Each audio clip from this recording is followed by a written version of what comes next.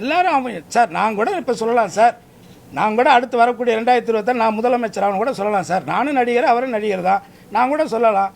அது அவங்களுடைய நம்பிக்கை சார். அதை போய் நம்ம எப்படி தப்பா சொல்ல முடியும்? எல்லாரும் கட்சி ஆரம்பிக்கிறோம், எல்லாருமே முதலமைச்சர் ஆகணும் தானே வர்றாங்க. சரி சரி சார், பத்திரிகை செய்தி எல்லாமே உண்மைன்னாக்க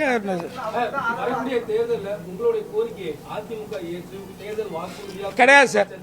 எனக்கு கிடையவே கிடையாது.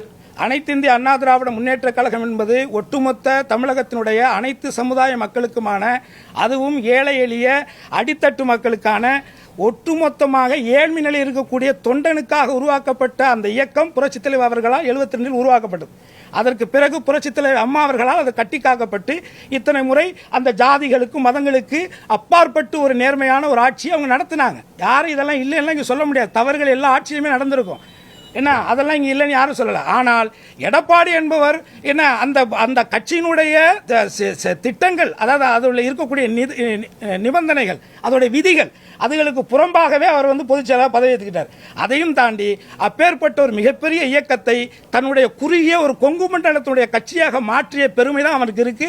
இன்னைக்கு நடந்திருக்கக்கூடிய இந்த சமுதாய மக்கள், குறிப்பாக முக்குளத்தோர் சமுதாய மக்கள் இன்றைக்கு இந்த நிலைமையில் அவர்கள் அரசியல் புறக்கணிக்கப்பட்டிருப்பதற்கு ஒட்டுமொத்த காரணமே எடப்பாடி தான். அதனால எடப்பாடி நாளைக்கு நான் துணை முதலமைச்சர்னு சொன்னாலும் கூட எடப்பாடி கிடையாது.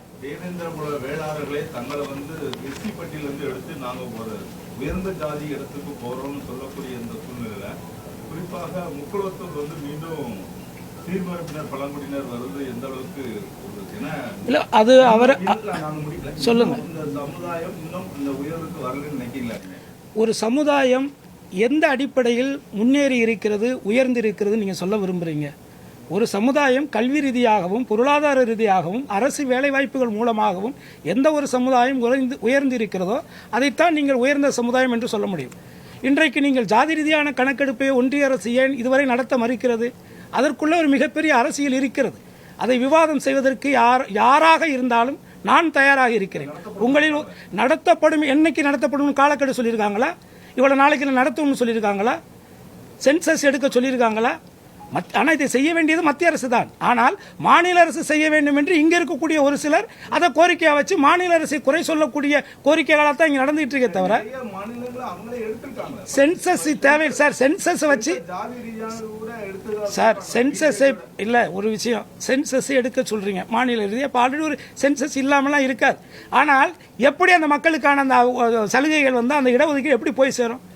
இந்தந்த சமூகத்தில் இந்தந்த மக்கள் இத்தனை தொகை பேர் இருக்கிறாங்கன்னு தெரிஞ்சாத்தானே.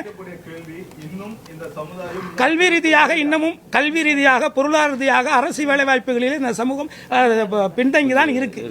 அவர்கள் கல்வி ரீதியாக படிப்புலையும் அதே மாதிரி அரசு உத்தியோகங்களிலும் குறிப்பாக மாநில மத்திய ஒன்றிய அரசுடைய வேலை வாய்ப்புகளில் இந்த சமூகம் மற்ற சமூகங்களை போல் சமநிலைக்கு வர வேண்டுங்கிறதா எங்களுடைய நீண்ட கால கோரிக்கை. மாநிலங்களையும் வேணும், மத்தியத்திலே வேணும். 68 சீர்மரபினர்களுக்கு அந்த அவங்களுடைய நியாயமான, ஏற்கனவே ஒன்றிய அரசு வழங்கி கொண்டிருந்த அந்த நியாயமான அந்த விகிதாசார அடிப்படையில் அவர்களுக்கான உரிமை திரும்ப பெறணும் அப்படிங்கறதான் கோரிக்கை.